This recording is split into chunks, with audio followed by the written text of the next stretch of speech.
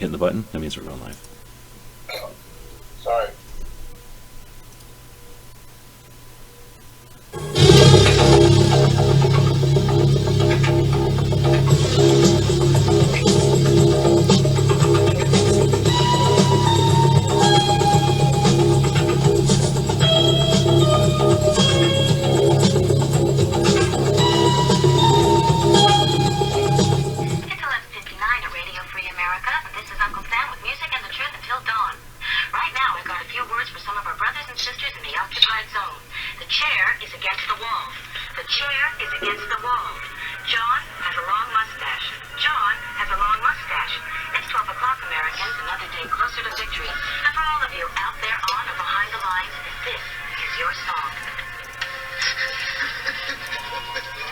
And welcome everybody to our Daily Gun Show. Come to you live every weeknight at midnight Eastern or approximately, and we chat about guns for about an hour. This is episode 1003, and without doing too many maths on that, it's pretty close. We've been doing the show for a while. Right now it's a panel discussion type of format. We run the show at midnight Eastern so that it's after all the other shows of the day. We do it as an alternative to the same old chatting about the politics. So it's a group discussion. We send out invites to somewhere between 20 and 40 Second Amendment advocates that I have in my Rolodex, and I give them a topic. And tonight the topic, anybody remember the topic? I just closed my email. I didn't read the topic. Well, it's all about the topic. So tonight it is Guns Are Community, a new series I'm working on. So Guns Are is the name of the series, and today the focus is community. So that's the open-ended topic that we can chat about tonight. We've got a whole bunch of different people in the room, so we'll get lots of perspectives on it. And then secondly, it's Dave Koppel's birthday, or Koppel, I don't know how to say his name. He is an attorney and influential with the Heller decision and some other things. So let's recognize whose shoulders we stand on and who's responsible for the situation we're in today, both positive and negative, and that's kind of stuff we try to do in our focus on Second Amendment. So we can keep that and chat about that and whatever that might bring up. But let me introduce our panel tonight. We're using GunTube Chamber. GunTube is the technology behind it. Like I mentioned, I send out an email to somewhere between 20 and 40 people each night, and we see who jumps in, kind of depending on the topic. If I don't think somebody's going to be interested in the topic, I don't bother sending them in, including them in the email. But we're using the GunTube Chamber, which will let us have, I think we were just talking about it, at least 17 or more people in at one time, so we can have a nice discussion. We have some tools here that allow us to, what's the word, produce the discussion so that it's not chaotic. And we do this piped through to YouTube, so we have an audience joining us on YouTube. If I would come over here and actually click this little button, you'd see the 4 people who are in the chat tonight. And then we can see on the screen, I'm describing the screen for our people watching or listening, out on the screen out there you can see the comments from the people watching us tonight. Some of the people in the chat, like John, are in there chatting, and that's what it's all about, a conversation each night. So be part of that conversation, either live with us now, or if you're listening to us in the future, there's a comment on GunStreamer or on GunTube or maybe on YouTube or whatever place you happen to be watching this video. There's a comment there. Use that platform. If we said something or if somebody on the panel said something, feel free to contact them or leave a comment, and that's what it's all about, using these tools out there. I guess lastly I'll mention I'm wiggling a little picture of Clover and Ghost sitting on a couch together, and that's some kind of sticker they're hawking, trying to raise funds in a creative way to get to SHOT Show. And if you're interested, we'll drop a link on the YouTube side, and you can grab one of them for $10, and there's some other stuff that goes along with it, but basically they're going to sign that sticker at SHOT Show, and for $10 you can help get them there. And I think that's kind of a neat creative way to raise funds.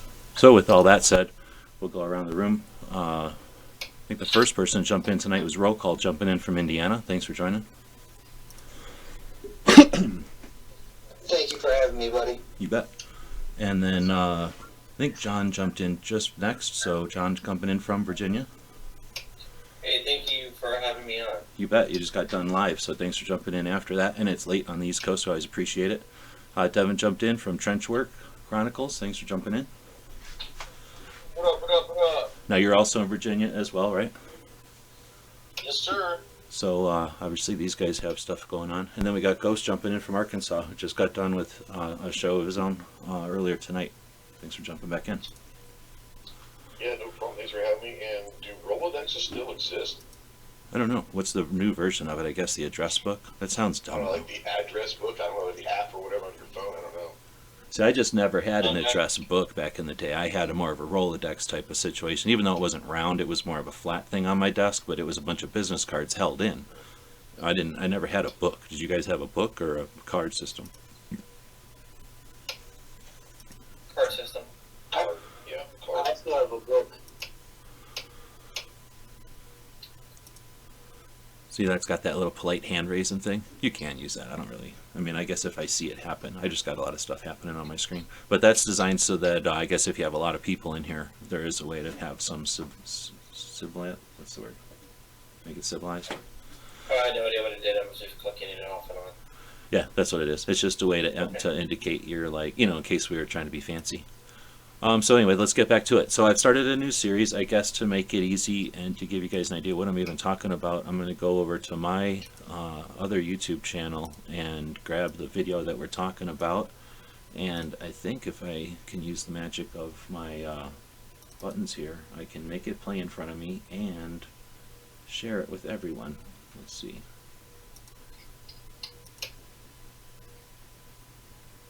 Oh yeah, you get to hear about Vail, Arizona, which is a boring little town where old people go. Share your screen. Share that screen. Now I think everybody can see it. So let's not talk about that, but instead let's look at this little video real quick. I think it's 1 minute long. And it's in focus. Welcome to our new weekly series about what guns are. Firearms are part of our history, they're part of our culture, they're part of our language, they're integral to our development in industry and manufacturing. But so often we're told that firearms are XYZ by people who aren't interested in firearms, who aren't part of the firearms community, have never even probably used or been interested in firearms. So each week we'll focus on another aspect of what guns are, with the goal of expanding the focus and the view of what guns are in our society. Let us know what you think in the comments. Stay tuned each week. Looking forward to what you think. Thanks for watching. So I'm hoping with that intro to get people to suggest some things, but it's obviously going to take a couple of sessions for people to get the idea of the concept, but hopefully I summed it up there. The idea would be to kind of give, again, the general topic of, guns are, and in this case, guns are community today. So if I throw that out at you, where do we go with guns or community? They're everywhere, and they're everything. I mean, I put out a post like about a week ago, and I said that the gun community and movement as a whole is not going to succeed until it starts to look more like America and what the gun community really looks like as a whole. And it's everyday people. There's no real one demographic that you can say guns are for. They're not even really something that should be political. Like, whether you're a Democrat, Republican, whatever, you should know and you should protect the Second Amendment, regardless of what you believe in. Right on, John. You don't have to raise your hand. Yeah, just to go on with Devin. Devin and I are working, we were actually brainstorming right before this after my show ended for about an hour. We are going to work on some type of outreach in Virginia to get the minority community involved, because we want to expand the gun community. Because the gun community, a lot of people think it's a bunch of middle-aged white guys, that are racist like gun ranges, which is the furthest from the truth. But that stereotype exists. So we want to reach out to people and bring them into the gun community and show them what the gun community is all about. How the gun community is inclusive. Like you said, guns are political. They're being made political by politicians. But if you can bring people in and show them, hey, the gun community isn't a closed-off community; it's an open community, a welcoming community. I think that we could actually strengthen the Second Amendment, and that's what Devin and I are working on in Virginia right now.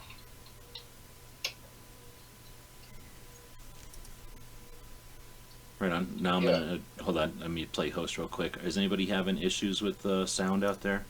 I was dinking with it. I don't know, with the lag and everything. Just let me know if the sound's coming through for everybody. Sorry, I interrupted you, Ghost.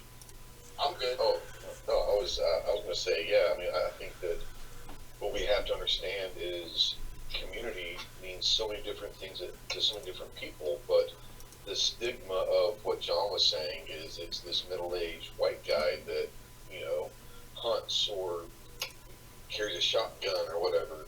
They think that's what the community is, and what we need to do is break those barriers down and say, we're normal, everyday citizens that have normal, everyday jobs. We coach soccer with you, we go to church with you, we see you at Walmart, and just because we happen to enjoy freedom and express our freedom by carrying a gun every day or whatever, however you express it through a firearm, doesn't mean that if you didn't know for the last 10 years that I carried a gun, and you were my friend for 10 years, but now you're not because now I'm a gun owner, how does that make me different than the last 10 years? So I think if we can break down the barriers and say, look, we're just normal everyday people. We just love our freedom.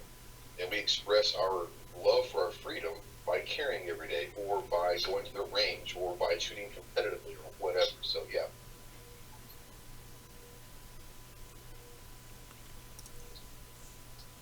I just want to say I dated a girl one time who hated guns, and it was like on our third date. She said, I can never date a guy with a gun. I said, okay. And then I never called her again. And I never calls. So she's lived her whole life thinking that you broke up with her because you didn't like her, but it was because you had a gun when you stopped talking to her. You let her live her whole life in that mystery. Yeah, probably. So without tainting it, just letting roll call jump in with same whatever 2 cents he wants to throw in on that. It can't all be coming from my mic because I'm muting. But let me see what I can do. Go ahead. Yeah, I mean,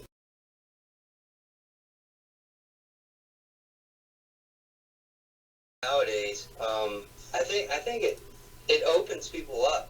It creates conversation, and more importantly, it creates friendships. That way, and I agree with what everybody else says.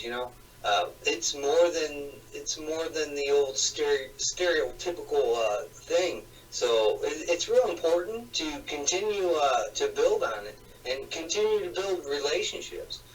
People that come in my shop all the time, I have a certain relationship with those people, and maybe one day we'll go out and shoot together. And I think it's very important to change the aspect about firearms in community. I mean, look at what happens with everything where they talk about how guns are bad and all this jazz. You can really create some special relationships through firearms, and we see it every day, and we see it on YouTube, and we see it on all the other platforms. So friendships, they materialize with firearms, and it becomes a great moment, and you might even catch a lifelong friend out of it. Right on. Well, I appreciate everybody jumping in because that's what it's that was sort of the goal, is to get a bunch of different spins. When I threw it out there, I think in my video I was thinking more like the groups the communities that are formed as gun owners. I'm assuming the antis, this whole thing sort of had a 2A instigation, so of course I'm looking at it from the 2A defending ourselves as gun owners angle. And I think so often the perception seems to be, at least the way that the words they choose, the perception they choose to portray, is that the gun prohibitionists consider us all single use, single item, like single-minded, single drive, some sort of fetish, like some sort of masculinity issue, or it's just some vice that we're making up for, and because we got some loophole in freedom, since we're allowed to in this country use the freedom loophole, we're able to exercise our freedom in this violent way. And when I'm thinking of this series to combat that perception in society that they're pushing out there, and that doesn't get challenged very often, when I was thinking of the communities, I guess I was thinking of, like the hunters or the competition shooters or the CCW people or the self-defense people, I guess, the instructors, the military, law enforcement, those kind of communities. And then I was thinking of the communities that happen online like this, all the different, just the people in this chat represent a bunch of different communities and this community. And then everybody listening, again, represents different communities. We're all in these, I forget what the name is for those diagrams where you draw circles and certain people are going to be in multiple circles and certain people are only going to be in one circle and all that. We all represent that.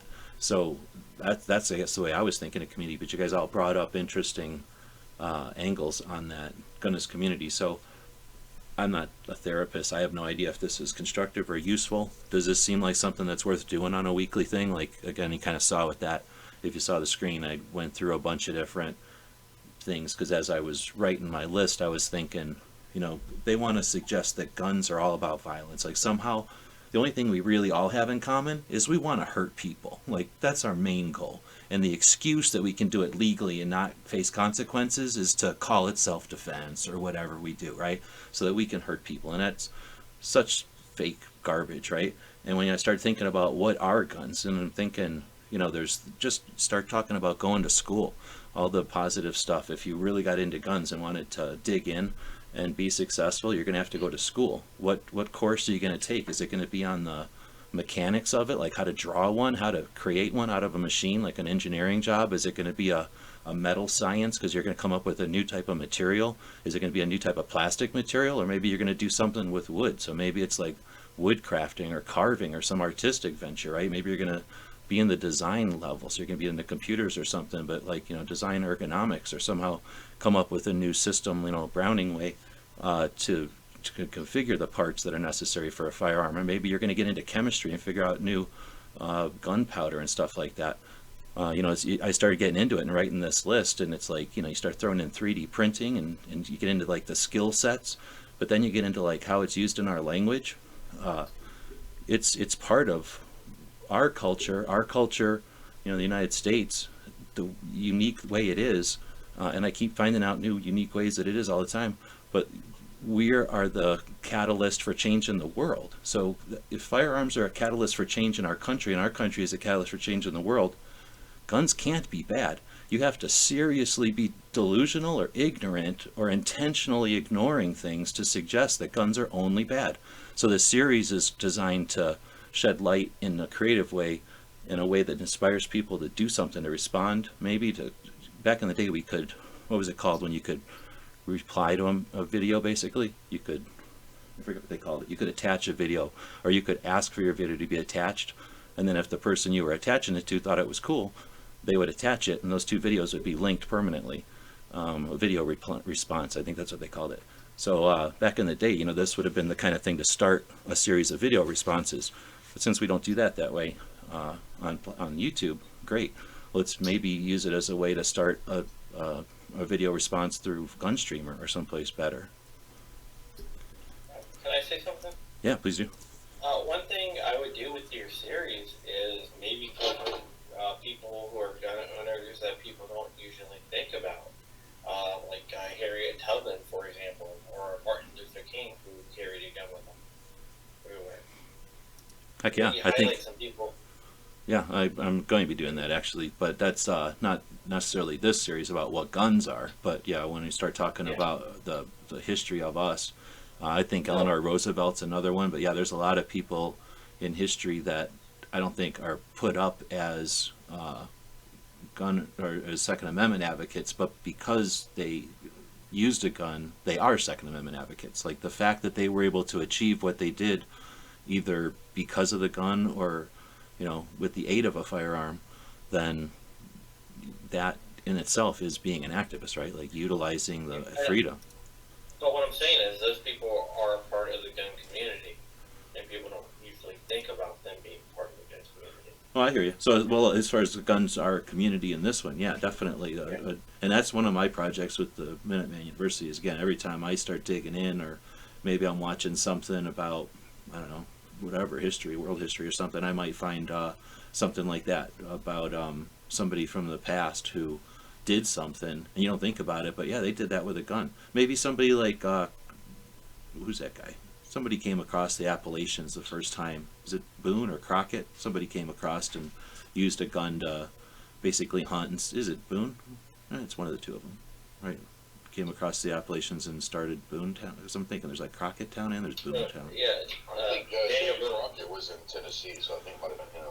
Okay, so whoever it was, but I would almost call them an activist, not because they were like, "Hey, Second Amendment" or anything, or even if there was a Second Amendment then, but the fact that they were using a firearm to break new ground and just do stuff with it. Are you raising your hand for real? Don't raise your hand. I just was saying that this Okay. feature has it. We don't have to use that. But what I was If we had gonna- 30 what I people, was- maybe we'd use it. Yeah. What I was going to say is kind of add on what John was saying is part of the community that we don't even think about are not necessarily gun owners. You don't have to be a gun owner to be part of our community. If you believe in freedom and believe in the Constitution and believe that the Second Amendment is there for a reason, whether or not you choose to own a firearm, they're just as important to our community as anything because they're advocating firearm ownership, whether or not they choose to own themselves or not. Yeah, I have a friend named Ed, and Ed lives down in Richmond, and he's going to be at a lobby day. And not only that, he's been to a bunch of different 2A sanctuary hearings. And the thing about Ed is, Ed doesn't own a gun. If you say, Ed, hey, you want to go shoot? He's like, no. Like, hey, hold this gun. Check out this gun. He's like, I don't want to hold it. That's just him. He doesn't like it. He doesn't want to handle them. He doesn't want to shoot them. But he also, at the same time, realizes that it's our right. So he's big into the gun community without actually owning a gun. Yeah, and how do we get a lot more Eds? Well, he saw the Second Amendment, and he believes in the Constitution as it's written. So he's a big Constitution guy, and he's held the Second Amendment as part of the Constitution, so for the Constitution, because he's enforced that. And maybe say, hey, you can't annul one amendment because you don't like it, but you support all the other amendments. Also, Dan Gross spoke at he still doesn't own a gun, but he's doing 2A stuff right now. The guy who was the former president of Brady for 20 years. Okay, well, you can't expect everybody to buy a gun, like you say, but being like getting off a case or whatever, getting off people's case about it is decent. Yeah, I think. Go ahead, John. No, I think there's a lot more people out there like that than we know. It's just that they're not involved. So, by talking to them, I think you can get them off the couch, but you have to talk to them and explain to them, hey, I know that's not your right, but you support the Constitution, and after that right's gone, what right are they going to go after next? We got to take a stand now. We can't let our rights be taken away by slow drip, and that's exactly what it is. Yeah, that's interesting. So it's a whole other discussion possibly, but if you, I don't know. Well, you asked me how we got more ads.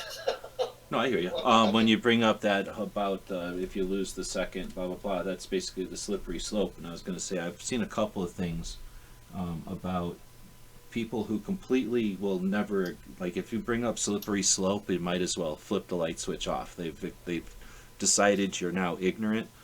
And, I didn't spend much time in like college kind of school. At least, mine was all science classes. Nobody was trying to be snootier than anybody else that I'm aware of, but it seems like there's definitely like this, I don't know what in the debate circles or in the people who have whatever scientific talks like this or whatever, if you use the slippery slope, it's like amateur level and they'll disregard it. So ever since I've first heard about that years ago, and then without seeking it out, I've come across it like 3 times.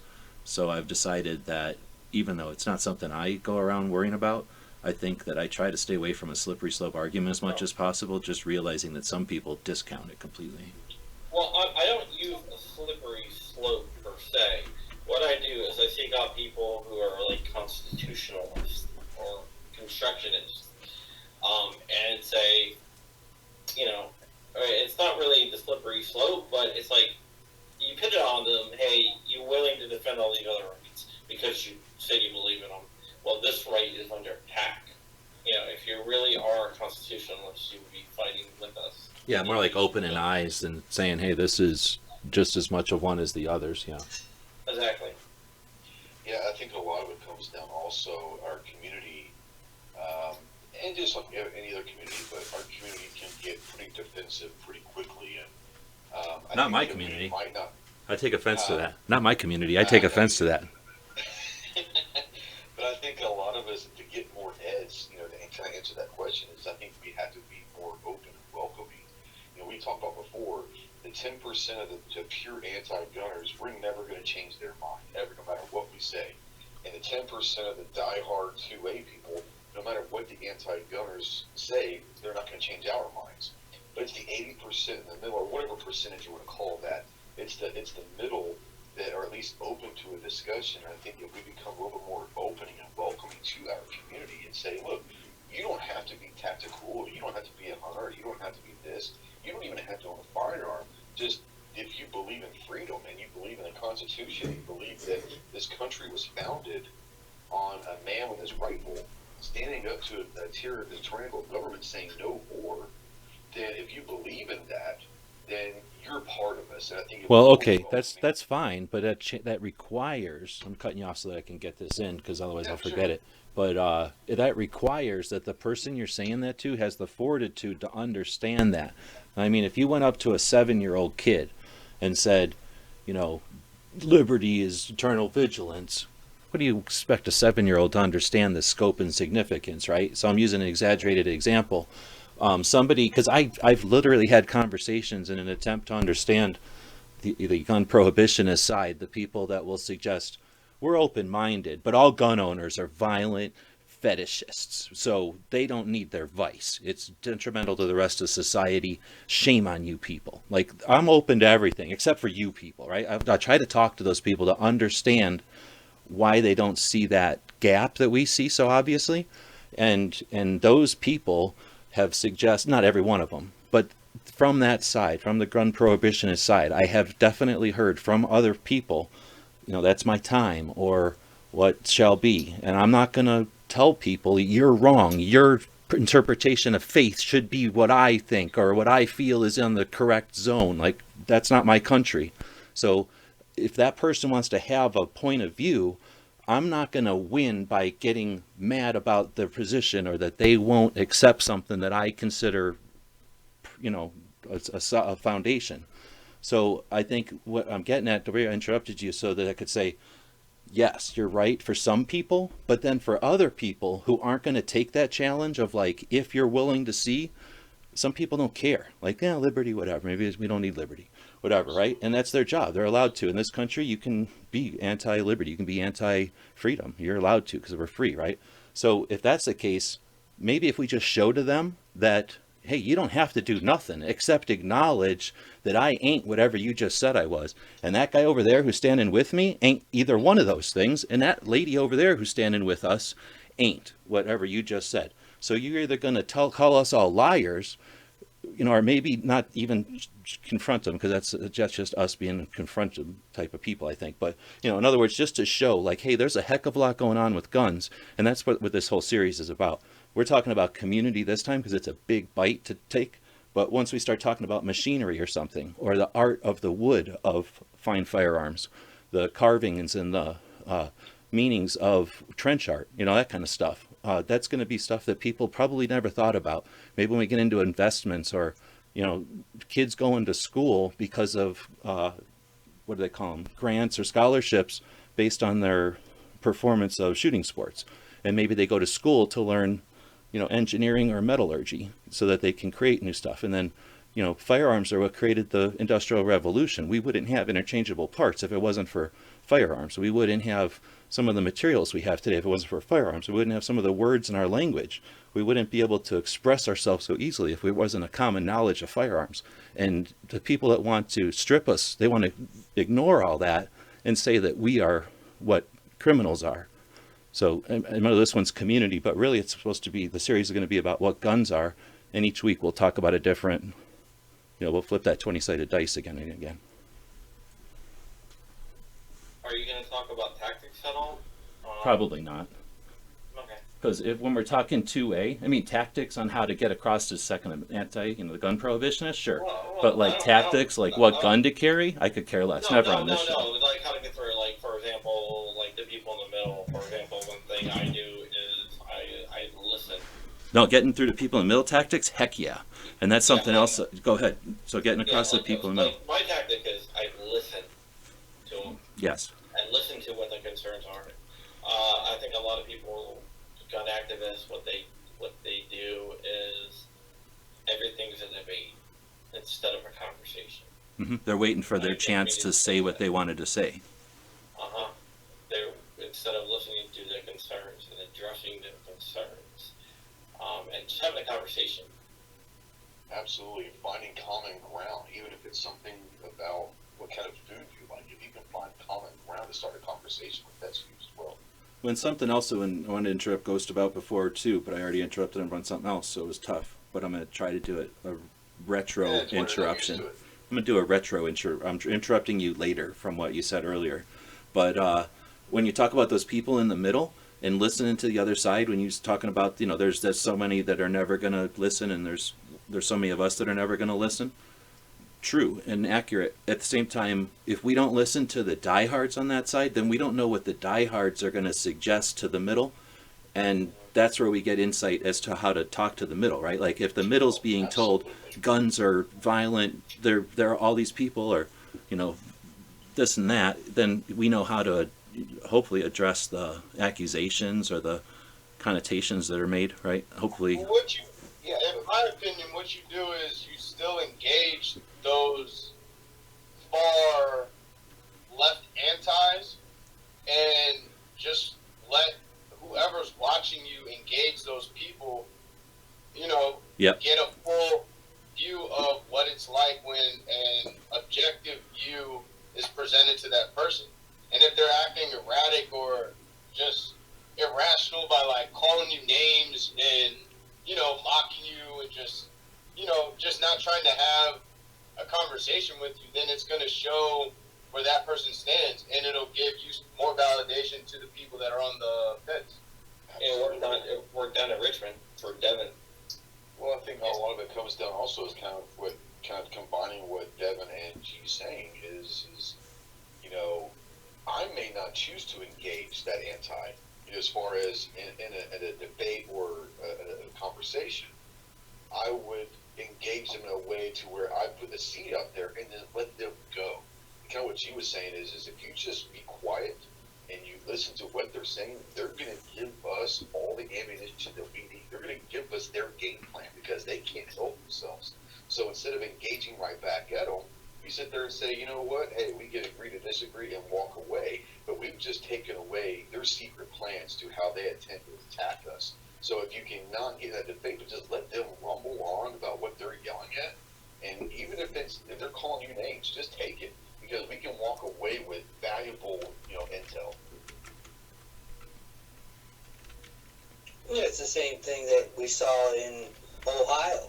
You know, when I went to the Ohio rally, you know, you had those people that had the bullhorns and they were saying their thing, but always have your posture ready. You know, don't ever lose control. That's their narrative, is that we're some kind of barbaric group of people. So, you know, if they're going to act out, just let them act out. That's one way to make them kind of not only stop their argument, but makes them seem to be like, well, I'm starting to look like an idiot at this point. Engaging them is one thing, but just let them do their harassing tactics.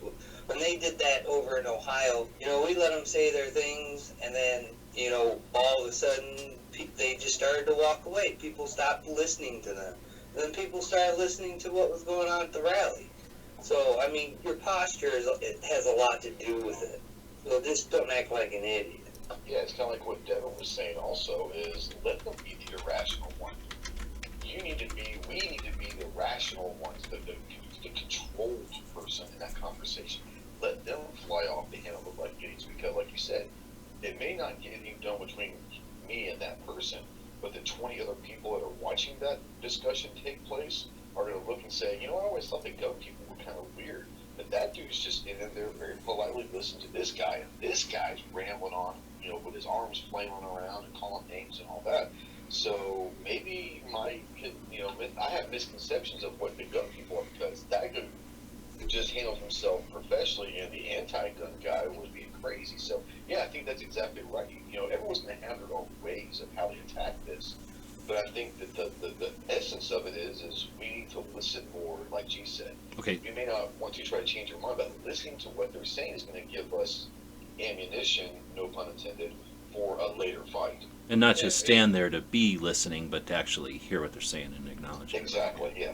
And to add to that, what we also need to start doing is getting off script from the typical defending our constitutional rights rhetoric. Yes. Like, start creating liaisons from different angles that defend the Second Amendment in ways that these people aren't necessarily thinking about. Because a lot of the times, they're running off of a script that's basically already set to rebuttal what they think you're going to say anyways. So if you can get them off script, you can break that, that brainwashed groupthink that they're coming at you with, and then that also can be another way for you to have a more genuine conversation. All right, now I got to interrupt everybody. So I'm going to thank you for that. So I'm going to give you some insight. Well, I don't care. This is what the show's about. I'm going to give you some insight. I've been doing this for a long time. I've started doing the YouTube chats when they let us in 11 or 12. 11, I guess. And then, or no, maybe 12. Whatever. Long time. And here's the frustrating part from sitting in my position here. If I was to sit here on this side of the microphone for the last 15 years, or however long it's been, many years, I can't tell you how many times I've gone through this conversation, but I don't think that's a bad thing. It's not frustrating really either. It's awesome to hear that organically the same things are coming out from different groups of people, because I'm almost positive y'all didn't listen to, almost this verbatim conversation, or some of these points at least, coming out of, I can think of, like, off the top of my head, multiple conversations over the years. So these are similar types of conversations that we've had. Now, what do we got a little bit different in 2020? The players. So we got different people in this particular room who come from different places. But what we also have is different age groups now. I don't know how old Roll Call is. I suspect he's a little older. John's ghost age, I think. But Devin, you're the difference. 43. Yeah, that's pretty old, I guess. But Devin's the difference, and you've been bringing up some points that are dead on. They're points, and that's one of the reasons I'm starting this series, and I'm doing it in this way, so that hopefully it just is a catalyst for other, for what happens. I'm not trying to script it. I want it to exist based on what everybody contributes to it, so that it becomes a different narrative. It's not just reading off of our script, because I agree with you 100%. But I'm going to go back to what Clint said earlier in the chat. I listened to a 60-year-old plus teach. I listened to 60-plus-year-old retired teacher friends of my mom. They don't like how Trump is and stuff. So it made me think, because when I read that before, when he said that, or whoever that is, I think that's a he, is when Devin was saying something, and I was thinking, who are we listening to? Are we listening to old people who don't matter anymore, who literally don't have any more influence on our political elections after this year, after 2020? I don't care what my parents think anymore. Like, literally, they can tell me what to do, but they're not telling the country what to do anymore. I've never had influence. My generation has only ever had like 10 to 12% influence or something like that. So we're going to have the same as we've always had. The kids that are, and I'm throwing you as a kids because you're way younger than us. I apologize if you're not as young as I'm acting like you are. You're good. But the generation that's 18 to 20, the generation that was born, to vote in this election, from what I'm told, is 20% of the election. So you're going to be the generation, whatever we're supposed to call it, Y or something, or Z. That generation is going to pick up the ball with influence, not like us. Whenever I started voting, no one gave a crap. No one catered to me because I was going to vote, because I was insignificant. My entire generation was nothing, and we all knew it. No one catered to us. They didn't even acknowledge that we were voting. Like, our parents would say, hey, you're voting, and nobody else gave a crap. You people are going to take the change. Like, you people are literally taking the little wagon handle and running the free country, or the free world from now on. Then there's some baby boomers in the middle, I guess, who will, take the, whatever, they're the ones in the middle we're talking about, because they're 50-50, right? My question is, we're not listening to the youngins enough. I think we need to be listening to the youngins and not the Gretas that they hang up in front of us, which is, Greta is as bad as Baby Yoda. If anybody's been following me, I rage against Baby Yoda because I lived through Ewoks. I know what it's like to be placated to, or whatever that word is. Like, here, you need to buy toys. Here is the toy you're buying. I'd rather go watch a sci-fi movie and decide what toy I want to buy, if I want to buy a toy. I don't like going to a sci-fi movie that was engineered to sell me something so that the sci-fi movie made money, right? So playing into, like, I hate Greta, who's got issues and she's being abused by her parents, right? Like, being pushed into things, from what I understand. That's just playing into the whole, like, stupid back and forth ping pong game. Like, I want to know what the actual kids on the ground who are super smart enough to see past all this stuff, right? I'm wondering what they're saying, and I don't think anybody's given them a mic, and I don't know if they just don't have the interest or if I'm not finding it. But aside from just a few individuals, how do we ask the new voters what they think of guns, so that we're not sitting here talking to our grandparents about what our grandparents need to be told? Because after 6 months from now, I'm never going to talk to an old person again, at least as far as Second Amendment advocacy, because they are not important anymore. So G-Webs, I love that you just brought all this up. So this might be a little bit long, but all right. So around the world, right, we're seeing all these different nations rising up. I mean, young people. You see Hong Kong, you got India, you got Venezuela, you got Brazil, you got, I mean, you name it across the maps. You can name countries that are rising up against their governments. We're watching the Brexit go on right now. They just elected their version of Trump with Boris Johnson, right?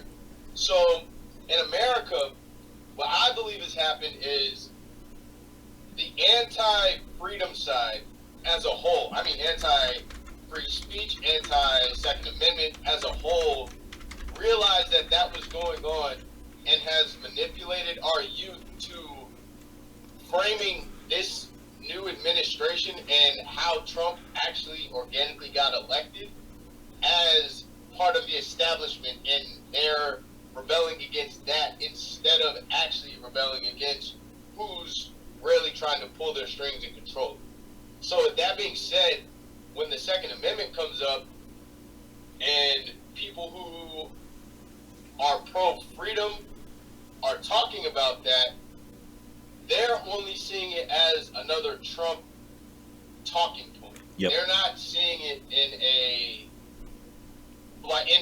really a manner of something that they're going to need eventually to continue the rebellious spirit that they have.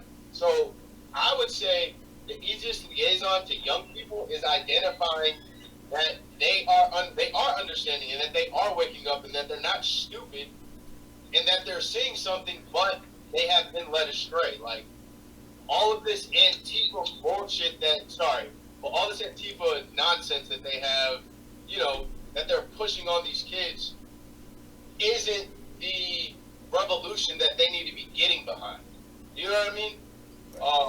That's a good point. And by the way, I try to keep it so that kids can listen, but I don't care if it's midnight, so. One thing to love it also is going back to another common thing we're going to hear a lot is listening. We all remember, I'm 44, so let's say half of my life ago I was 22. And I remember at 22, I thought that I had the world figured out. That's what I did. But I still had a voice, and I still had an opinion. about what I wanted to hear or see for my country at that time. Now being 44, it might be a little bit different, but you know, I think what we need to do as the 44-year-old people is remember what we felt when we were 22, instead of just discarding every 22-year-old saying they don't have any life experience, they don't know what the hell they're talking about. We remembered when we were 22, we felt passionately about something, whatever it was. So if we just listen to what they're saying and then maybe help them, instead of saying, well, you don't know what you're talking about, kid, saying, hey, I hear what you're saying, I felt the same way. Now, that being said, if you think about it this way, you might start seeing a little bit differently, but don't just discard because they're young, that they don't have an opinion or they're not passionate. I think if we're welcoming and we listen to them and say, look, I was just as passionate about this when I was 22 as I am now 44, but let me just give you a little guidance of there's a better way of going about it. You can be more welcoming by listening and understanding that, yes, they are young, but that doesn't mean they don't have a voice. It doesn't mean that they don't are passionate, and it doesn't mean that they don't make sense sometimes. And to add to that, we cannot disregard that we are in the era of instant information. Yep. So we really cannot disregard that they don't know shit. And we have to understand that there are outside influences that are going to try to manipulate their young minds and push an agenda through them. And if we don't have anything to combat that bad influence through this era of information, then we're going to lose, because that's where, you know, that's where they're getting everything. Everything is online and now. Let me see, does this work? Does this work? So you've got, I don't know if everybody remembers VHS rental places. Like you'd go in and rent VHS tapes or whatever, right? I remember Hollywood Video. So let's say I can remember whenever VHSs were everywhere. Everybody had a cassette recorder, whatever you call VHS, and then there was those rental stores, and it was before streaming. And if I was having a conversation with my grandpa, he would say something to me like, "You kids watch too many movies," and I'd be like, "Grandpa, whatever, you watched movies," and he'd be like, "Yeah," and he would be thinking about how he went to a movie, you know, on a Sunday or with his girl, or, you know, with the guys because it was a special occasion and it cost money or something, but, you know, he'd go. And then, you know, he'd have seen so many movies in his life, and he maybe have heard about a couple more, and there'd only been X amount of movies. Now we get to the video stores, and how many movies do we know about? Like, I mean, how many movies have we seen? How many movies have we could walk through a video store and know what movies we hadn't seen, know what movies we had, and our grandparents would have been in that video store going, "Oh my goodness." Now some of our grandparents might have known right where to go to get their weird saxophone video or whatever they went in there for, right? But most part, they barely could navigate that store, and we knew good and well that even though they saw the same store as us, they perceived the same video cassettes, they were not tracking the same way we're tracking, right? Is everybody with me? Everybody's with me? Was there anything anybody could have done to make you rent a movie back then? No. If your friends told you to watch the movie, you'd watch the movie. If it was a good movie, you knew it was a good movie because everybody knew it was a good movie. There was some fakes, there was some boxes that were like, wow, and you'd get it and you're like, what the heck, this wasn't even anything about the box, right? And same with records, I guess. We could do this whole thing with records, but what I'm getting at is our grandparents would have been confused and bewildered, kind of aware, but confused or bewildered. We'd have been totally comfortable. Now, if you fast forward that to video games, I'd be the same way. I don't know shit. I understand that you plug the thing in the thing, you fiddle with it, you waste your time. Little kids, this is Zelda, and this is whatever, and blah, blah, blah, and this is a different kind of cartridge. They're in their world. So we're sitting here with these phones that we're like the grandpas at the VCR store. I know where to get my saxophone VHS tape, so I know everything about this store. And we're telling these kids with phones, they're like us sitting in the VHS store saying, whatever, Grandpa, just give me $5. I'm going to get the movie I want, and I'm going to learn about anime. And you know what I mean? And we're telling these kids with phones, no, I'm totally confident that these kids are sitting there on their phones 100% aware, because like you just said, they have instant access to information, and they're not stupid. They come from us. So they're like, oh, you're trying to tell me blah, blah, blah? You're the flashy, stupid, fake art on the VHS tape. I know what that is, guy.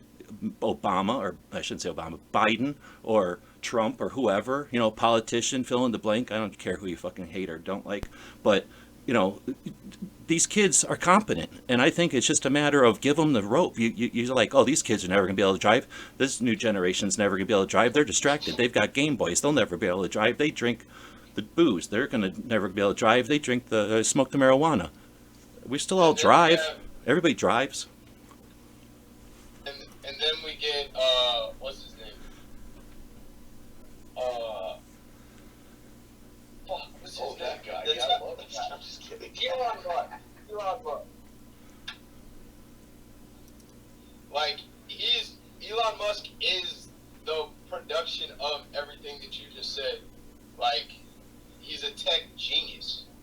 And he comes from the era of, I'm pretty sure he played a lot of video games. I'm sure he built a lot of video games. He built the first video game and sold it when he was 13. Of course, and John would be the one that knows that. Well, I think it's a lot of it going on to like that is we can utilize video games, and it's like a gun that I got my daughter for Christmas. It was because she plays Call of Duty and she loves the P90 on that. So I got her a ZK-22 that she was 22 that looks like the P90. She's all excited about that. You can utilize what they're doing instead of putting it down. Utilize it to say, hey, you like video games? Yeah. You like those first-person shooter games? Yeah. Have you ever been introduced to a real firearm? Let me show you a fun, safe way that now you can go to your video game and actually know what that recoil feels like that you're simulating in your video game. There's always ways if you have an open mind. Instead of just shutting them down, try to get into their world a little bit. That's how, once again, it comes back to finding a common ground. If you try to get into their world a little bit and understand them, then maybe they will reciprocate that and try to understand us a little bit. For sure. I don't know about everybody else on the panel. I got two kids that are going to vote for the first time this year, so it's going to be an interesting task. And I've talked to them about firearms, and they've shot, and some continue to shoot more than others. And I think looking into their perspectives is something you need to do, especially when they're first time voting. I always ask them certain questions, but I don't want to change their mind. I don't want to sit here and put my beliefs onto them. But I always reiterate to them that the Constitution's been here for a while. It's worked. It's never let us down. And it's always got us out of, predicaments, just like the Second Amendment's doing in certain aspects. So they understand about firearms, and more than most kids, my kids understand the importance of them for protection and how to go about this. Being robbed at gunpoint, coming home and watching me be so aggravated and irritated, still instilled in them that, look, if it can happen to my dad right in front of the house, it can happen to me. So, I don't ever want to push my beliefs onto these two that are going to be voting this year. I also want to put it in perspective that, I'm not going to be here forever. And I'm going to be like one of these people Gene's talking about, these old people that nobody cares about anymore. And they're going to have to drive their own success, and they're going to have to drive their own views, and they're going to have to make these things hold up. And voting's a very important aspect of that. And not to believe what some rich dude that has 3 mansions and tells you he's going to give you everything for free. It doesn't come that easy. And to always look out for the shifty people that are in politics. They always stand up for your beliefs. But I've always instilled to them that the Second Amendment is very important. As first-time voters, they're going to have to look at that. I'm, at this point, lucky enough to live in a state where we don't have some of the tyranny, nasty things going on. So they haven't really, been exposed to that. But I have taken a couple of the younger kids to rally, and we could all discuss about taking kids to rallies, but I took my kids to Valpo where they had to march against their rights. And as I watched my kid try to engage with some of the kids on the other side, as we were driving home, she pretty much said they were zombies. And I said, that's a perspective you need to keep in your head in the next year that you vote. that those are the people that you don't want driving your life. These are the people that we don't want, at the home of our country. If they're not willing to engage you at being, 17 years old, how do you think they're going to do it when they're 25, 30 years old? And so that's a good perspective to put in their minds. I don't ever want to put my beliefs, push them onto them, but that was a good perspective for them, and they believe in the Second Amendment. So hopefully, they'll do a good job. Well, I am at heart a constitutionalist, and obviously the Second Amendment means a lot to me, but I try not to put a rank of the Bill of Rights, the Constitution, ahead of it. The right to illegal search and seizure, or not to incriminate yourself in the Fifth and Fourth. To me, they're all equal. They're all equally as important because they define who we are as a people in America. But I would be willing to bet, my daughter's 22. I'd be willing to bet if you ask most kids coming out of college these days, what's the one thing in the Constitution that makes us different than everybody else in the world? They're probably going to say freedom of speech. And that's just the way it is. We have the right to say we want to, and I said, you're right. But what also makes us different is the Second Amendment. But the biggest thing you can tell us is, look, you may not be a gun person, I get that, but understand that we're under attack for our Second Amendment rights. What if someone came down, a politician or a party, a political party, try to come after and change the Constitution that now takes away your First Amendment freedom of speech, freedom of assembly, freedom of religion? They would never do that. Oh, they would. Well, they can't do that. Well, why not? Because, it's a freedom of speech. And I said, that's what we're trying to say about this is they are coming after the Second Amendment. They are trying to rewrite history. They're trying to rewrite what our forefathers thought of America was going to be. I said, if you don't think that they're going to come after the First Amendment, you're crazy. And I said, because the first step of doing that is taking away the people's right to defend themselves. Once they take away that right to defend themselves from the government, then what's next? Everything else is on the table. If you start trying to, try not to be the conspiracy theorist, but they have to understand how each article of the Bill of Rights or the Constitution tie in with each other. And you have to see that it's not 10 individual articles of the Bill of Rights. It's the body of work as a whole. It's how it flows together. And I don't think that they're teaching that in college these days.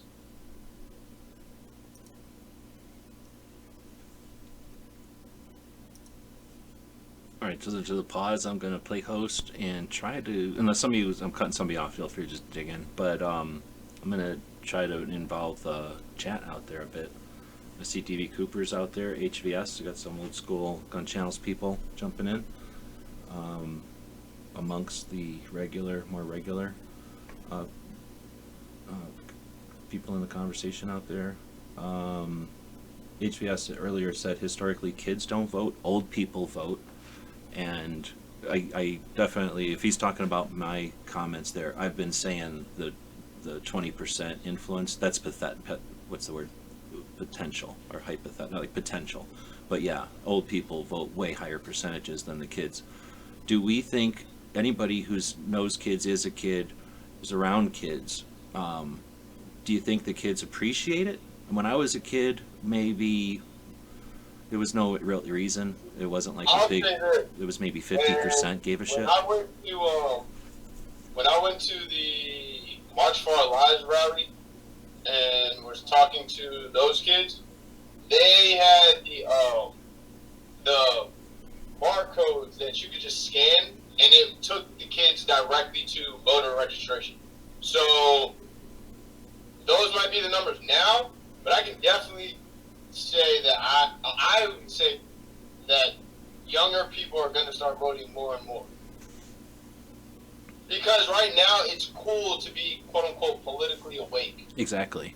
And it's not, and it's kind of, it's lame. It's like you're not participating if you're not participating, right? Like you're, right. There's a consequence to not doing nothing, where there's, like I was going to say, but when I was a kid, nobody cared if you didn't vote. Nowadays, I imagine that's a topic that comes up. Who'd you vote for? Or did you vote? That kind of thing. Of course. I mean, we see it all the time with the videos that'll go viral.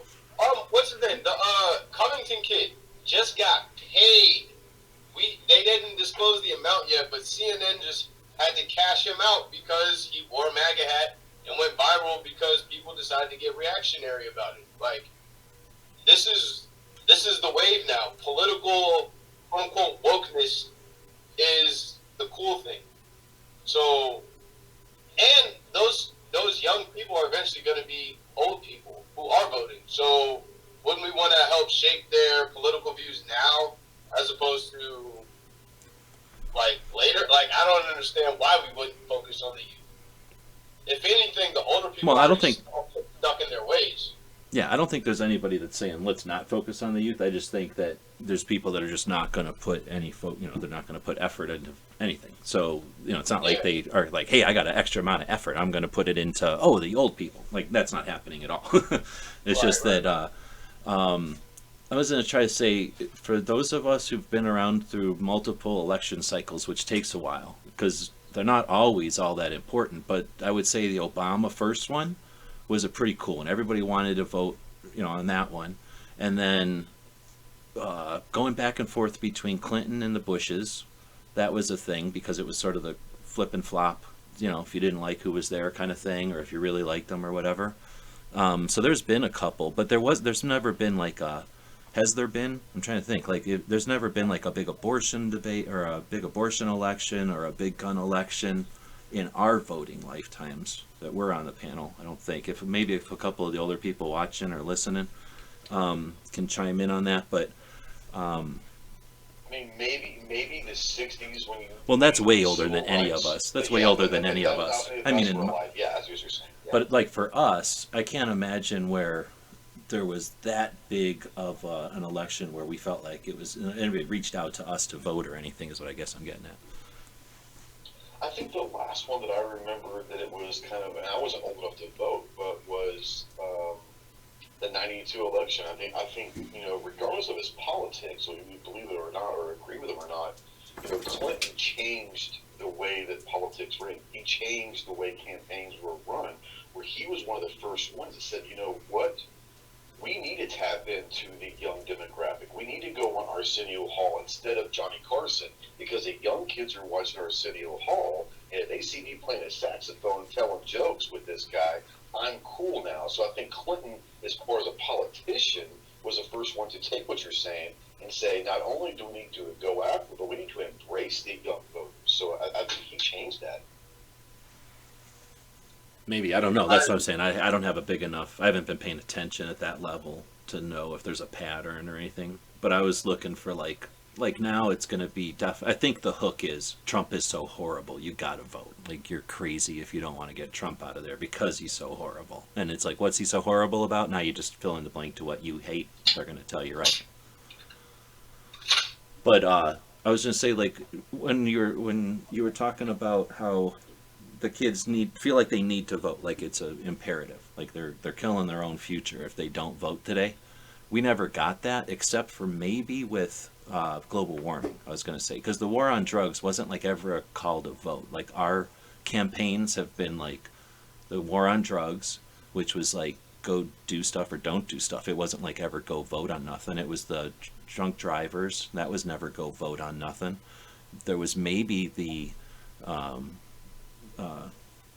never the economy, really. I can't remember appeal to young people to vote based on money or like college or any of that stuff. I've never remembered any of that in our time.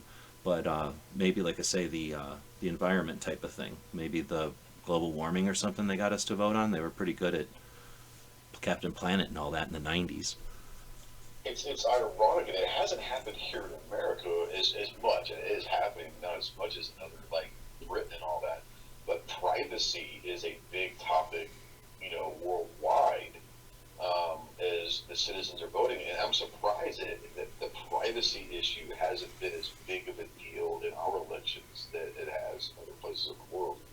Well, let's see. And as Devin was talking, I was also thinking, like, why are they making these kids? Because, okay, so I was trying to think of why or when we've ever had this, like, call as young voters to come, like, save the day. Like, that's never been an issue before. Why is that? So I started to think, why are they doing that now? Like, what's so imperative now?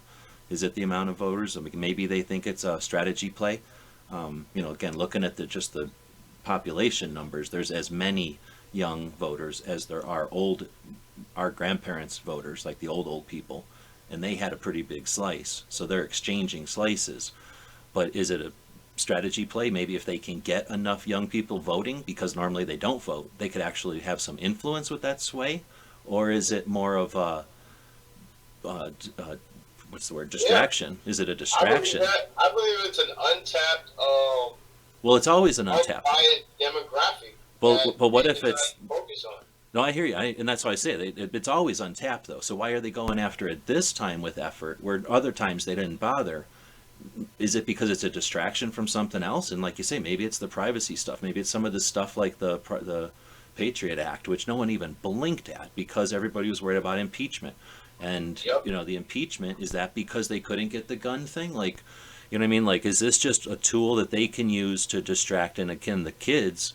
Maybe because of the ease, maybe because they've got the Facebooks and the Twitter where you can send something out or just get an influential person to help.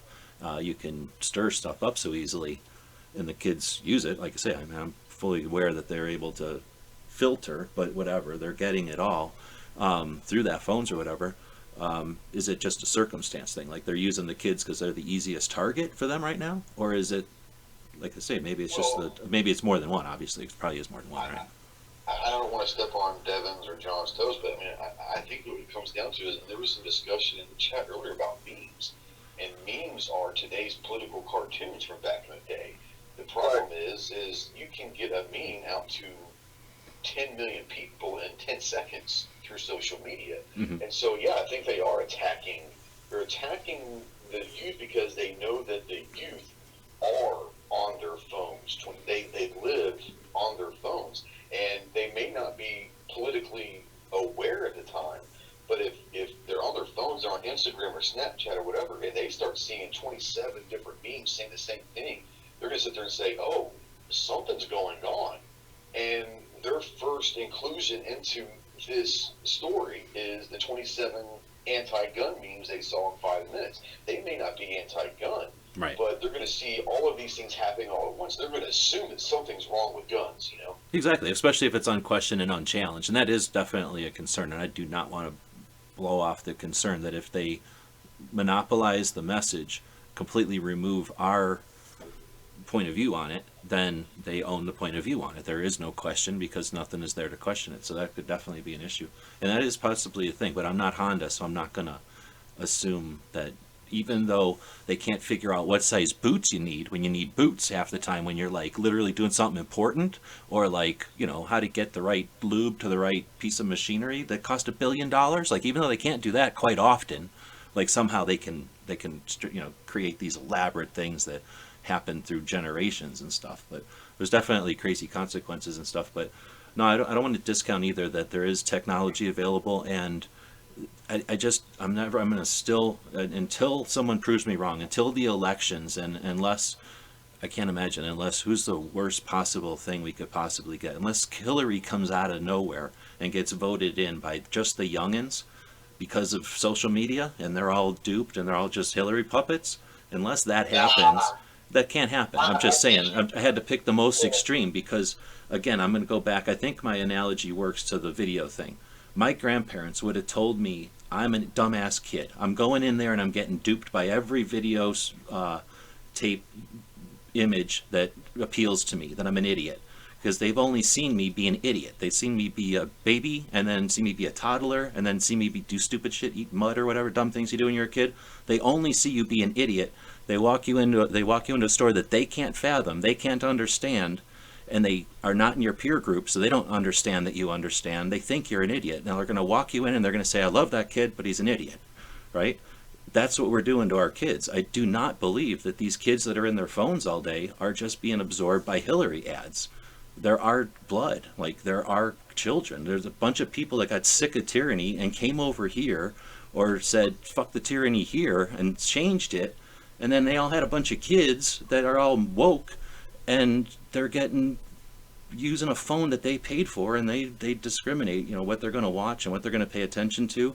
And just the same way that we can handle cable television and, our phones they got to be better at it than us. I'm just totally confident. So I'm gonna see. I guess we'll see, and with the elections, I guess will be the final determination, right? Like what their turnout is or what their actual voting record is. But I keep seeing examples of kids that are woke in a good way, like woke for real, that are immune to this stuff and are saying stuff. And I don't know. I guess it depends on what kind of. I don't know. I don't want to keep monopolizing it, but I just want to throw it out there that I'm not saying we're doomed. Am I totally crazy? Anybody agree with me? So you're saying you're seeing more kids being more independent thinkers? Yeah, I think that when we see kids looking at their phone, they're probably having a conversation like this with each other. Like if somebody saw 5 of us looking at our phones right now, they might think, "Oh, those people are dumb. They're looking at their phone." But we're having like intelligent conversation here about things that are important. I don't think that a bunch of kids are just constantly looking at their phone and being told by Rose McGowan or whatever that Iran is actually good and we're the bullies. Well, no, they're being told by their entertainment. Like, has anybody ever like looked at? I mean, we probably all have seen how liberal, like, I mean, bleeding blue, like the Netflix catalogs are. Like, it's insane. But I mean, the reason why, what's his name? Ricky Gervais or whatever from the Golden Globes, his comments went viral is because he basically shit on everybody who's pushing that type of nonsense. You mean almost like the product placement for leftist garbage, like the scripts themselves that are crazy, almost communist topics and stuff. Right. That's a good point. The entertainment itself, yeah. Why they're entertainers, like rappers, all rappers. Anytime, every election comes around, and we'll see it this upcoming year too, which rappers are going to be the puppet for the leading presidential candidate to get the black vote. Every 4 years it's somebody. 1 year it was Diddy. Last run it was Pusha T, Kendrick Lamar, and Chance the Rapper. If anybody knows, Chance the Rapper's parents worked in Obama's cabinet, so it's direct connection. But it's all being pumped through their entertainment, and we really don't have anything to combat that. Like, I haven't seen any type of pushback from that. Well, let me take kind of your analogy about the video store. I hate trying to bring up the old Blockbuster video store, but what you were saying is the kids are going there saying, the grandparents saying, well, that kid, that he's an idiot, A kid can only hear from people that naturally they love and trust, which is their family. But they can only hear sometimes is, they're teaching you the wrong things at school, and you shouldn't listen to all this stuff because they're wrong. Eventually, what they're going to do is saying, my own family tells me that I don't have my own opinion, and I'm not old enough to have my own opinion. So they're going to sit there and say, since they're being negative towards me, everything that they believe in, I'm just going to go and believe the opposite just to get a rise out of them. So I think we have to listen to our kids and don't push our own, just like Brocall was saying, don't push our own agendas on our kids. Explain to them from both sides why this is important to us and all that, but keep telling them that you don't know anything because you're young, just wait till you're older. They're going to naturally rebel against their parents, and sometimes that might mean I'm going to take the complete opposite political stance as my parents just to spite them. And I mean, I guess that's totally true, but then there's got to be people that just don't bring it up at all, and then the kid hears it from somebody, and it's like, oh, that's interesting. And again, I think if you don't have anything coming the other way, that's when you're susceptible, right? When you don't have what's the word? Like, you don't have facts on both sides to judge, then you're susceptible to somebody's influence. Yeah, but I think yeah, exactly. But my point was we have to be understanding of our kids. We have to allow our kids to, you can tell your kids every day, don't stick your finger in that fan, it's going to hurt. But eventually, you're going to have to let them stick their finger in the fan. If you tell them they don't have any life experience, they shouldn't have their own opinion, then you've got to let them get their life experience. And sometimes that means they're going to believe the opposite of what you do. And you just either have to accept that, or you try to have to be understanding. But to tell them that you're wrong because you're too young. I think that that's where a lot of people on both sides of the aisle are wrong, because they're telling their kids that because you're young, you don't matter, or your opinion doesn't matter. And like you said, these kids are smart. They're in their phones. They're very aware. And the more negativity they hear from one side, their chances are of leaning to the other side are greater.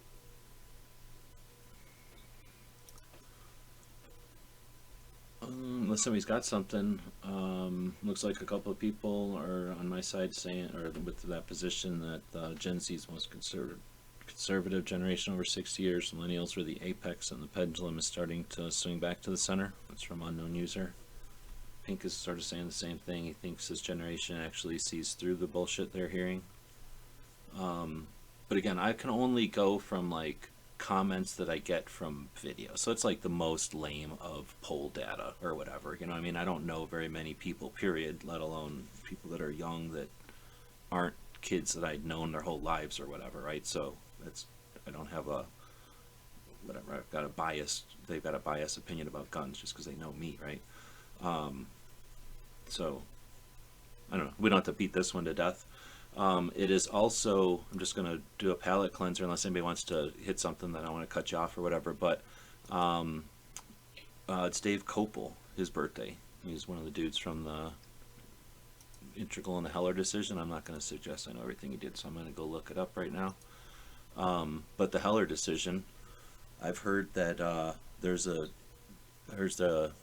what would you call it, like a campaign to challenge the Heller decision. That's what, going up in the federal or going up into Virginia? It's going up somewhere as soon as they get, you know, called in. Right? I was hearing this early, you know, at the beginning of the year.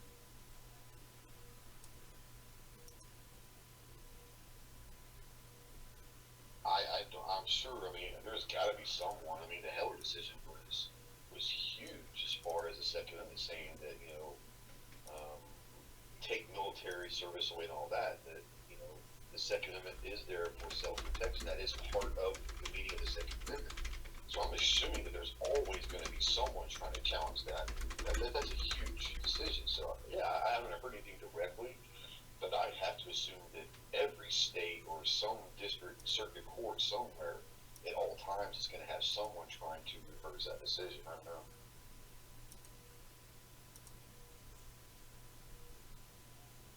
Devin, you're checking out? You want to plug anything before you head out? Thanks for jumping in, staying up. Oh yeah. Yeah, I'm out for the night. But Friday, catch my show, Trenchwork Chronicles. Will be on probably for an hour and a half. It's gonna be a really good show. I did an interview with a girl she's from Mississippi, but she came to the Richmond Raceway gun show. Her name's Rhonda Mary. You can check her YouTube page out too. It's pretty good. But yeah, check that out. But thanks for having me on tonight. I'll catch you guys later though. Yeah, right on. Thanks for jumping in. Vegas? I should be. We gotta hook up. Say hey. For sure. That'd be good. Alright. I'll see you guys later. See you later. So I am screen sharing, and I'll zap it to them, and you guys can control your own screen, and that is Minuteman University, where I've been archiving this kind of stuff. And if we go down the side here to either activists, would it be faster if we went to attorneys over here? This is who we're talking about. So happy birthday, I guess, but mainly it's just a, you know, using birthdays as a way to put stuff out there randomly, sort of, to remind us about stuff. So that has not, you know, the anniversary of Heller has nothing to do with today. It was like in the middle of the year sometime. But this dude was born today. So I guess in 2008 he appeared before the Supreme Court to present the oral arguments for Columbia versus Heller. And then his, whatever this amicus brief, was cited 4 times in the court's opinions. So that means whatever he did in this was useful enough in their decisions that they cited it in, you know, their written opinion. And then I guess his brief for McDonald Chicago versus McDonald, or I guess it's McDonald versus Chicago, was also cited as the you know, the pro-gun opinion of the decision for McDonald Chicago. So I guess he's a writer, author, or whatever I should say, author, attorney, and he wrote some stuff legal wise that would, I don't know. Does anybody know how to describe an amicus brief? Good.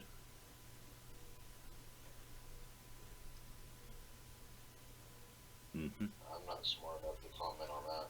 You know, I'm pretty sure it's like a bunch of people who know stuff will write up, but their opinion basically. Here's a bunch of stuff in the correct way, sort of like a press release, like in some format that people like from the olden days, and then they go, like the judges sit around and go, here's a bunch of things that people said about this, and then they look at it, and then they might go like this, like we think this guy's blah blah blah about such and such is good, so we're gonna that's why we're deciding this because he makes a good point here. And I guess they use these as their blocks that they'll make their decision with, and then when they're cited, it helps, because the laws are black and white, hopefully, but, what is the meaning of the law, blah, blah, blah, how is it constitutional or not, blah, blah, blah. When you look at their notes and their decisions and their, whatever, their after actions, then they say, this is the reasons why we decided Chicago versus McDonald or Columbia, or the District of Columbia versus Heller. This is why we made the decision after they make the decision. So if HBS was in here, he would be able to explain it better, but the problem is I explained it as good as I've ever heard. Like, it's horrible trying to listen to people or trying to explain legal stuff. You know what it is.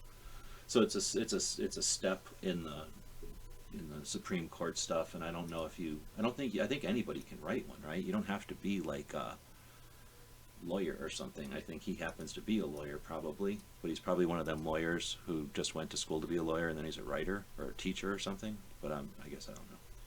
Anyway, it's a sucky version of trying to remember history, so maybe somebody who's watching this is like, that sucked, let's do a better version of that, and then a better version will exist, because that was pretty weak. But I'm going to continue to do shitty attempts like that to make us remember the fucking shoulders we're standing on, because we ain't doing this alone. And that's what Ghost and I was talking about earlier.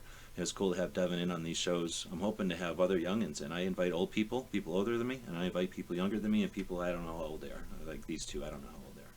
But, there's obvious young people, and there's obvious old people, and I'm about to quit. I'm about to try, stop doing trying to get people on board. I don't think it's necessary anymore. I think the people who need to get on board are not going to be brought on by me.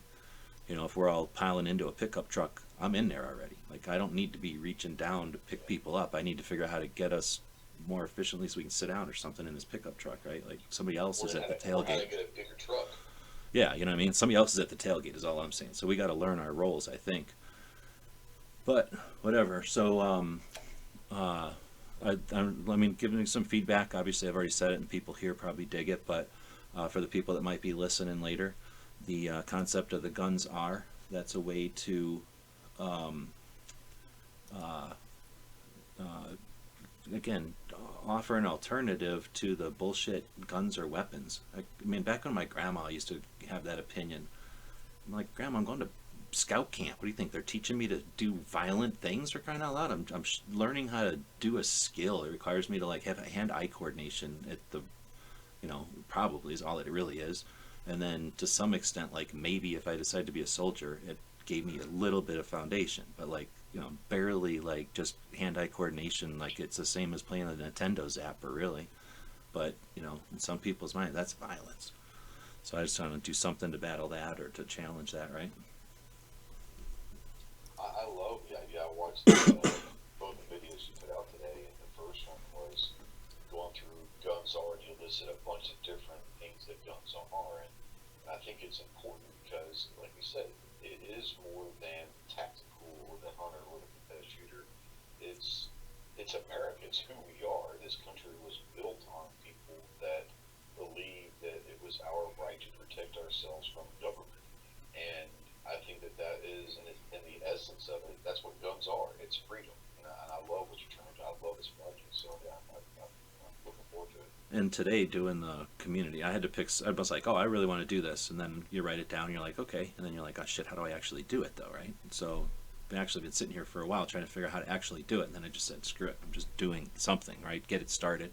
So I figured I got to start somewhere. I might as well start with one of the more impossible ones to even do. And it turned out to not just be that, but like confusing too, because it's a dumb word, to start with.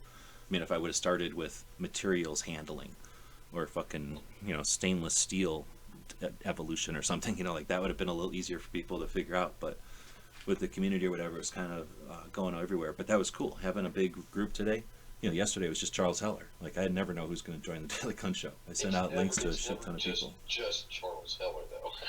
I mean, that's a big one, Well, but I'm just saying, like, that would have been a poor day to have a conversation like that, because it would have been like, what do you think? Well, here's what I think. Okay, well, now we're done. But today we had a bunch of people that were able to throw different aspects than I even came up with at all. Because, again, I was thinking, if you took all the gun owners and put a string around the ones that are hunters, and then you put a different color string around the ones that are long range shooters, some of them are going to overlap, and some of them hate each other somehow, right?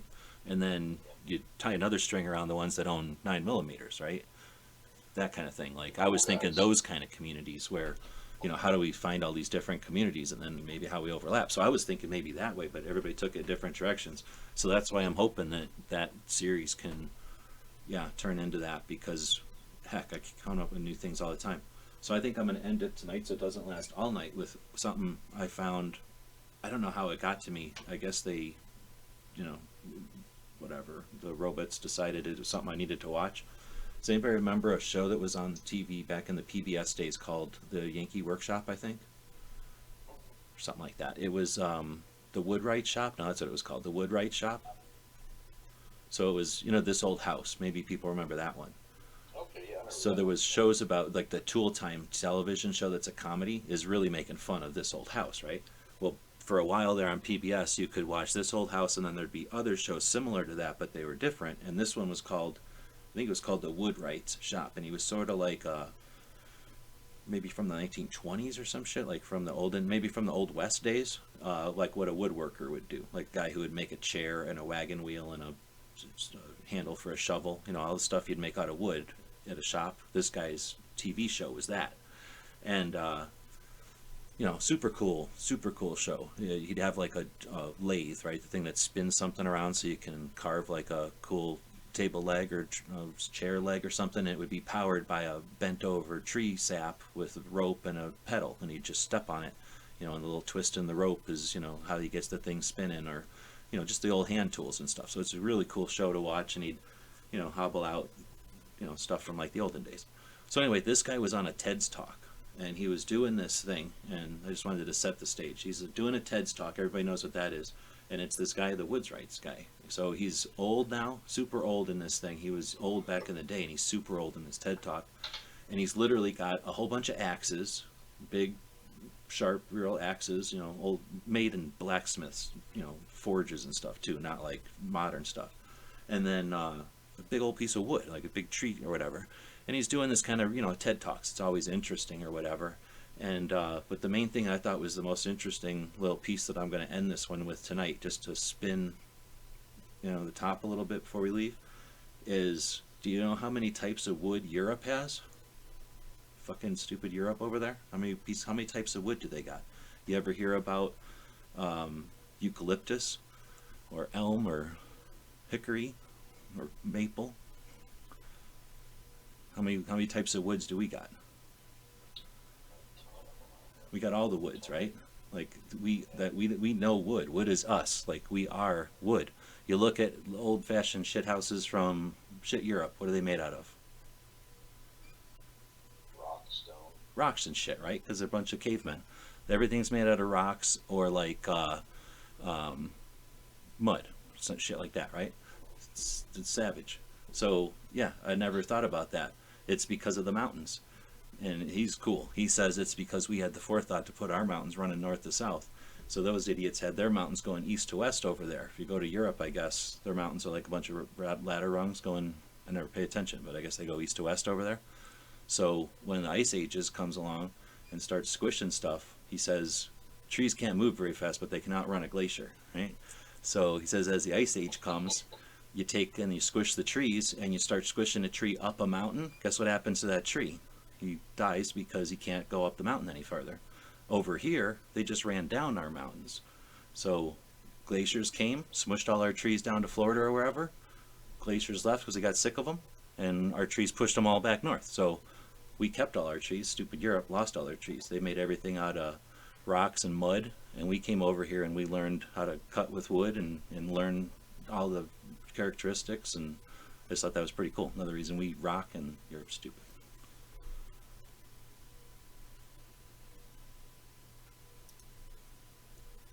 It's a great history lesson.